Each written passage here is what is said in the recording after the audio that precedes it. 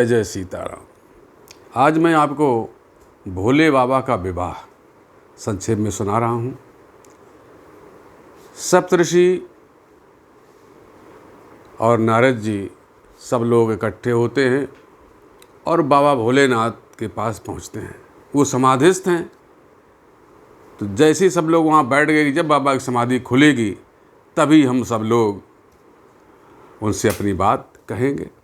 जैसे बाबा ने नेत्र खोले तो देवतागण बोल उठे कि ना सकल सुरन के हृदय यस। बोल रहे हैं सप्तऋषि बाबा से कि सकल सुरन के हृदय यस शंकर परम उछाह और निज नैनन देखा चाहूँ नाथ तुम्हारे विवाह। कि हे नाथ, हम सभी की ये प्रबल इच्छा है कि आपका विवाह अपने आँखों से देखें। तो बाबा ने कहा ठीक है भैया, हम तैयार हैं, लेकिन क्या कोई आपने कन्या देखी है? कन्या देख लो। तो उन्होंने कहा हाँ है साहब। क्या है? कि पार्वती तप कीन अपारा और करहु तासु अब अंगीकारा। आप जो है अब मैया पार्वती को आप स्वीकार करें, सबकी यही प्रबल इच्छा है। तो प्रभु ने सोचा कि हाँ चलो मैं ऐसा करता हूँ। तो उसके बाद सभी लोग सप्तर्षि जाते हैं मैया पार्वती के पास, उनकी परीक्षा लेते हैं कि ये राजी हैं कि नहीं हैं। तो उनको उल्टा बोलते हैं। तो उन्होंने कहते हैं कि देखिए तुम भोले बाबा के लिए तपस्या कर रही हो, वो तो उन्होंने कामदेव को मार दिया है, वो ऐसे हैं वैसे तमाम तरह की बातें भोले बाबा के बारे में बताई। लेकिन मैया ने कहा कि उचित कहो मुनिवर विज्ञानी सुन बोली मुस्काए भवानी। ऐसा मैया ने कहा। लेकिन सुन लीजिए हमारी बात सप्तऋषियों कि कोट जन्म लग रगर हमारी और बरहूँ संबुनत रहाऊँ कुमारी। ये सुनकर के देवतागण बड़े प्रसन्न हुए कि चलो ये तो बात बन गई। लेकिन चलो अब चलते हैं हिमाचल के पास। हिमाचल के पास पार्वती जी के पिताजी हिमाचल के पास पहुंचते हैं देवतागण, और उनको भोले बाबा के बारे में और मैया पार्वती के बारे में सब बताते हैं और सबके गुण वगैरह सब बखान करते हैं। हिमाचल जी बड़े प्रसन्न होते हैं और शादी के लिए तैयार हो जाते हैं। उन्होंने कहा सप्तर्षियों से कि अब ऐसा करिए, आप विचारिए कब संबंध बन रहा है, किस महीने में होगा, कौन तिथि होगी। ये अब जैसा पिता कहता है कन्या की शादी में, वैसे ही हिमाचल ने भी कहा। तो उन्होंने अपना लगन पत्रिका बनाई और लगन पत्रिका जब बन गई कि कब, लगन पत्रिका में क्या था कि कब संबंध होगा, किस दिन होगा, कौन सी तिथि रखी गई है, ये सब तय हो गया। तो उन्होंने कहा कि अब ये जो लगन पत्रिका है आप ब्रह्मा जी जो उनके भोले बाबा के संरक्षक हैं भगवान विष्णु, और इन लोगों को आप इनको दे आइए, ये हमारा आपसे निवेदन है। तो वो देवतागण उस लग्न पत्रिका को लेकर के ब्रह्मा जी के पास पहुँचते हैं। उनको जैसी लग्न पत्रिका दी जाती है, भगवान विष्णु और ब्रह्मा जी बड़े प्रसन्न होते हैं। देवतागण बहुत प्रसन्न हो जाते हैं कि अब विवाह होगा बाबा का। फिर जब ये हो गया सब, तो इधर बारात की तैयारियां शुरू हो गई। अब बारात तैयार हो रही है, सब तरीके से वाहन सजाए जा रहे हैं, हर लोग अपने अपने समुदाय के साथ खड़े हुए हैं। बाबा अपने समुदाय में अभी तो उन्हीं के साथ हैं, लेकिन भगवान विष्णु ने कहा कि अब भाई चल तो रहे हो बारात लेकर के, लेकिन बड़ा गड़बड़ लग रहा है कि यहाँ अब भोले बाबा का जो स्वरूप है वो दूसरे तरह का है। अन्य देवतागण सब अपने अपने स्वरूप में बहुत सुंदर लग रहे हैं, लेकिन बाबा क्यों, बाबा ऐसे सबसे अलग लग रहे हैं।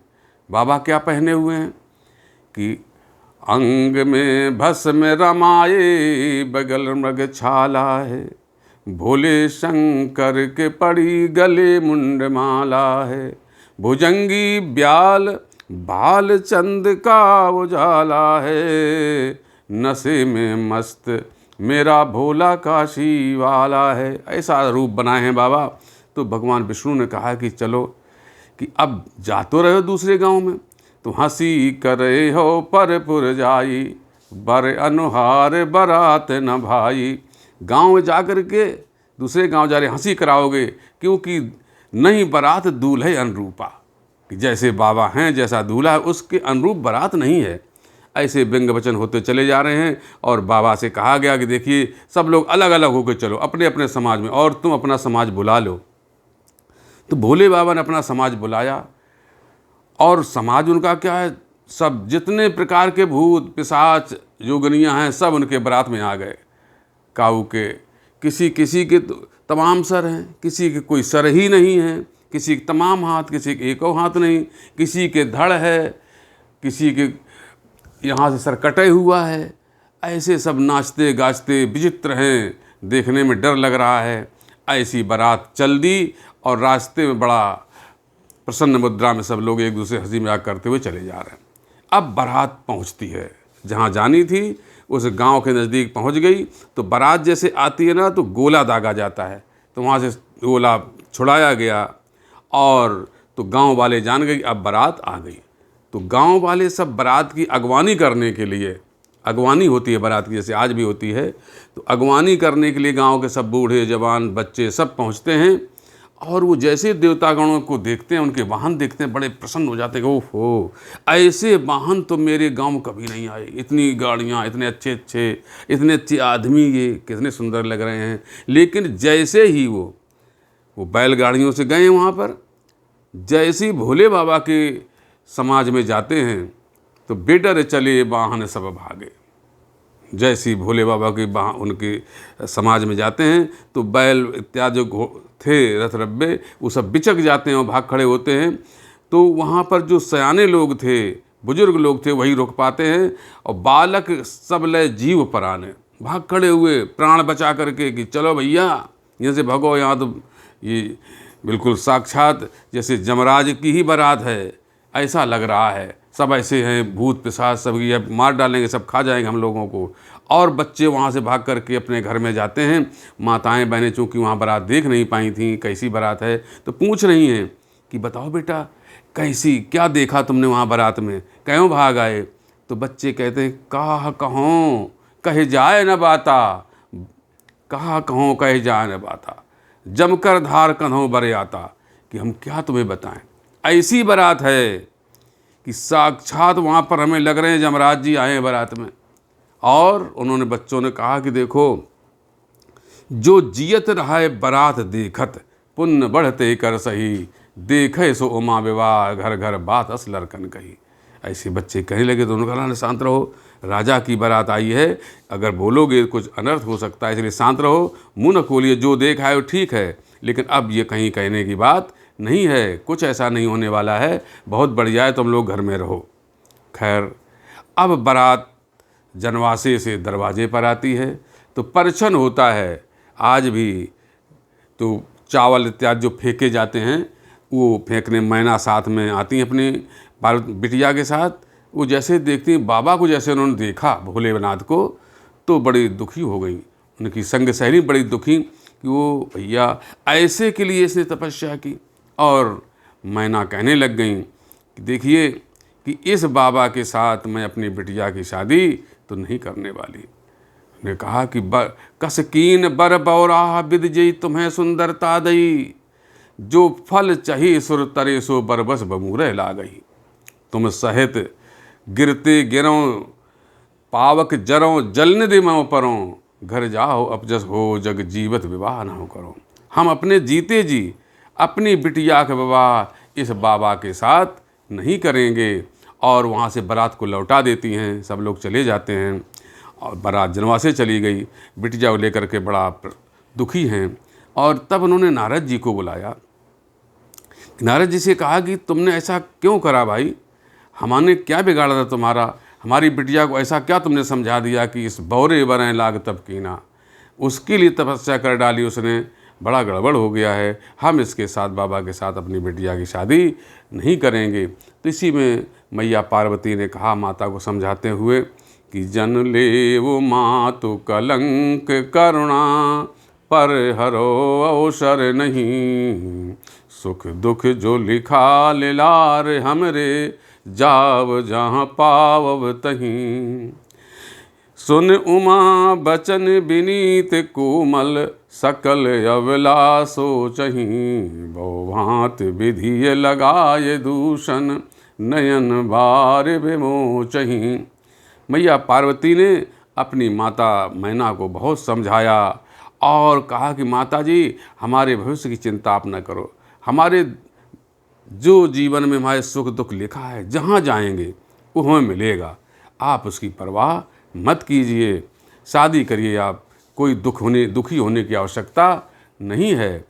तब फिर उन्होंने नारद जी को बुलवाया, नारद जी ने फिर समझाया तो उन्होंने नारद जी ने क्या कहा कि देखिए मैना, ये तुम्हारी जगदम्बा तो सुता भवानी, ये तुम्हारी सामान्य बेटी नहीं है, ये जगदम्बा है।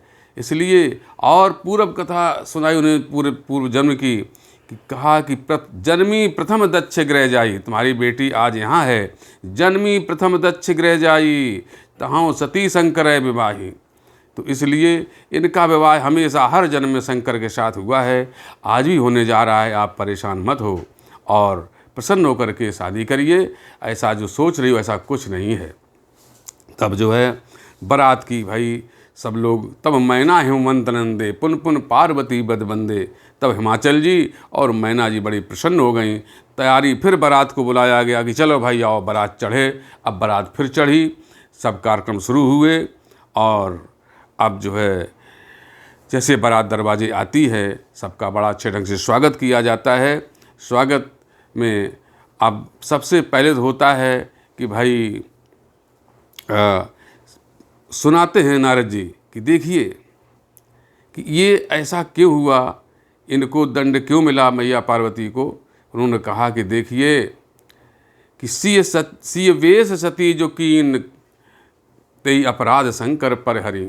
सिय वेश सती जो कीन, तेई अपराध शंकर पर हरि। हर विरह जाय बहुर, पितु के जग जूगा नल जरी। अब जन्म तुमरे भवन, निज पति लाग दारुन तप किया। अस जान संशय तजो गिरजा, सर्वदा शंकर प्रिया। नारद जी ने सब प्रकार से समझा करके हिमाचल जी को, मैना जी को तैयार किया और अब शादी की तैयारी, बारात आ जाती है, बड़ा स्वागत होता है और स्वागत के साथ फिर उनकी जेवनार का मतलब उनको भोजन इत्यादि जो परोसा जाता है। और वहाँ की जो सुंदर महिलाएं हैं वो ऊपर अटारी पर चढ़ करके गारी इत्यादि गाने लग जाती हैं। गारी मधुर स्वर दे सुंदर, बिंग वचन सुनावहीं। और भोजन करें सुर अत विलंब, विनोद सुन सुच पावहीं। जेवत जो बढ़ो आनंद, सो मुख कोटहूँ न पर कहो। अचवाय दीने पान गवने, बास जहाँ जाको रहो। अब भोजन चल रहा है, महिलाएं सुंदर गीत गा रही हैं और देवतागण भी भोजन करने में बड़ा विलंब लगा रहे हैं। क्यों? उनको बड़ा आनंद आ रहा है, मधुर मधुर गीत सुनने को मिल रहे हैं। उसके बाद सब बड़े ढंग से भोजन किए और भोजन करने के बाद उनको हाथ इत्यादि धुलाए गए, कुल्ला कराया गया और उसके बाद उनको पान दिया गया। और पान खाने के बाद सब लोग चले गए, जहाँ जिसका जनवासे में जो कमरा था वहाँ पर चले जाते हैं। भांवरें पड़ती हैं, तो भांवरों के समय मुनिवर और सारे देवतागण बैठे हुए हैं, ऊपर से पुष्पों की वर्षा हो रही है, अच्छे अच्छे मंत्रों का उच्चारण किया जा रहा है, ढोल नगाड़े इत्यादि बज रहे हैं, विविध प्रकार के बाजन बज रहे हैं, सब बड़े प्रसन्न हैं। और इस तरह से बाबा का विवाह संपन्न होता है। विदा होने के लिए आती है, विदा होने के लिए तो अब विदा हो रही है मैया पार्वती। मैया अपनी माँ मैना के लिपट जाती हैं, संग सहेलियों से मिलती हैं और इस प्रकार से बाबा का विवाह संपन्न होता है। बाबा कैलाश पर मैया पार्वती के साथ चले जाते हैं। तो इस विवाह के संबंध में कहा गया, प्रभु तुलसीदास जी ने लिखा है कि यह उमा संभ विवाह, जे नर नार कहाँ जे गावहीं। यह उमा संभ विवाह, जे नर नार सुनहि जे गावहीं। कल्याण काज विवाह, मंगल सर्वदा सुख पावहीं।